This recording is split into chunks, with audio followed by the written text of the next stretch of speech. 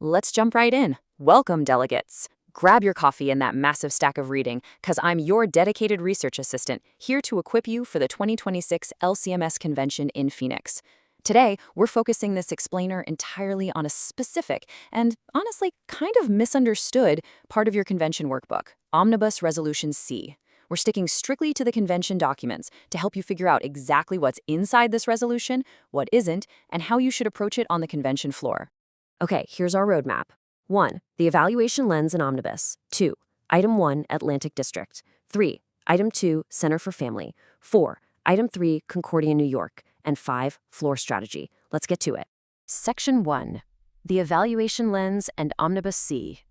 So, by definition, an omnibus resolution efficiently groups items into a single vote. It's basically a massive time saver, so the convention doesn't have to spend precious floor time debating every single routine thank you. Now, Omnibus C specifically is not your normal floor committee resolution on one subject. Nope, it's a grouped action that receives multiple overtures strictly as expressions of encouragement, thanks, gratitude, or commendation. You really gotta understand the contrast here between fully adopting an overture and simply receiving it as gratitude. Actually adopting it, that enacts policy, amends bylaws, creates mandates, or directs funding. Receiving an overture in Omnibus C, on the other hand, merely records thanks. It creates absolutely no new directives. It's basically an affirmation of the status quo, just wrapped up in appreciation. As a delegate, you've got to review these items with what we call a concerned but fair encouragement and mission posture. What does that mean? It means prioritizing the kingdom over the castle. It's about ensuring the Synod serves congregations and mission fields, not the other way around. You're looking for low control and high accountability. You want to build bridges and offer faithful gratitude without, and this is key, without turning that appreciation into some uncritical institutional endorsement. We evaluate respectful process without assuming bad motives. So you always need to ask yourself this guiding question. Does placing this item in Omnibus C actually help the Synod responsibly give thanks and encourage faithful service? Or does it turn a substantive concern into mere symbolic appreciation when the convention really should deliberate more directly for the sake of mission, accountability, or transparency? Keep that lens active. Section 2, Item 1, the Atlantic District. Overture 131. Sourced from today's business issue, Issue 1, page 55, the exact gratitude language attached to this item simply asks the convention to, quote, thank God for 120 years of gospel service and mission work in the Atlantic District. In plain language, this overture is just expressing gratitude for the Atlantic District's 120 years of faithful gospel proclamation.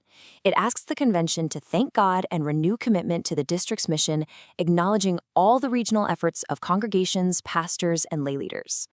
Now, for the proposed omnibus action, let's be crystal clear. The convention would not be adopting the overture itself. It's received solely as encouragement and gratitude. This action would not create any new directive, mandate, policy, bylaw change, or funding commitment unless someone amends it separately. The available documents do not show that this item creates any directive beyond that stated gratitude. So let's analyze that gratitude. The focus here is the Atlantic District and its workers. The language is modest, it's accurate, and it's clearly supported by the history. It doesn't overpromise. For a historical milestone like this, encouragement is totally sufficient. Well, unless a delegate specifically wants floor time to present a detailed history of those 120 years, in which case they'd pull it out, but otherwise, it's solid. Section 3, Item 2, Center for Family, Overture 1-33. Also over in today's business issue 1, page 55, the exact commendation language here asks to, quote, thank God for the continued blessing of the work of CCF, including its leaders, especially Reverend Dr. Todd A. Bierman. Notice that this one involves the recognition of a specific organization and a specifically named leader. The plain language summary here is super straightforward. This overture commends the family discipleship ministry of the Concordia Center for the Family. It gives thanks for God's blessing on the center's work, highlights Reverend Dr. Bierman's leadership, and aims to encourage congregations to just keep supporting CCF's efforts to equip parents for faith formation. Looking at the proposed omnibus action for this one, again, the convention would not be adopting the overture itself. It receives it strictly as a commendation. It creates no new directive or funding commitment for the center. The available documents do not show that this item creates any directive beyond the stated encouragement. In our gratitude analysis, the language accurately reflects CCF's household catechesis efforts without overpromising. However, this is where you need to apply your mission lens. Is a simple thank you sufficient? Or did the original overture actually ask for more practical synodical support, referral, or funding for family discipleship that's now being kind of reduced to mere gratitude? That is the exact type of question you've got to weigh as a delegate. Section 4, Item 3, Concordia, New York, Overture 726.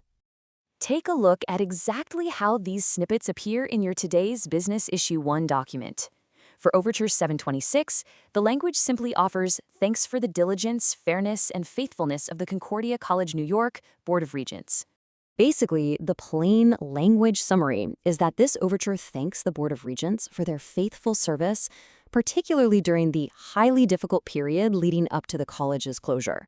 It acknowledges their diligence and fairness in really tough circumstances and invites the Synod to publicly recognize that heavy burden. For the proposed action, it's received as gratitude only, and it is absolutely critical to note that this action does not reopen closure decisions, it does not assign blame, it does not create new oversight, and it does not authorize any new legacy funding. The documents show absolutely no directive beyond the stated thanks. Analyzing this gratitude, it's a modest honoring of a board's vocation during a crisis. It provides pastoral closure without implying some uncritical institutional endorsement. But again, delegates might ask, is this sufficient? You might actually consider removing this item from the omnibus to formally expand the thanks, just to ensure that faculty, staff, and students who are deeply affected are also publicly included in that gratitude. Section 5, Floor Strategy and Conclusion. Your strategy here should be simple but alert. First, review all the bundled items using your encouragement and mission posture. Second, ask the key question. Is a substantive concern like family discipleship funding or expanding pastoral care for a closed college being unintentionally buried by gratitude? Third, remember your parliamentary rights. If you believe an item needs separate consideration for the sake of mission clarity, transparency, or maybe just to amend the text of the thanks, you can move to remove the item from the omnibus for a separate vote. You have that power. So, as you pack your bags for Phoenix, ask yourself, are you prepared to look past the surface of a simple thank you?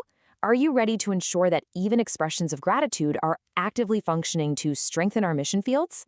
Thank you for joining me for this explainer, delegates. Safe travels and happy studying.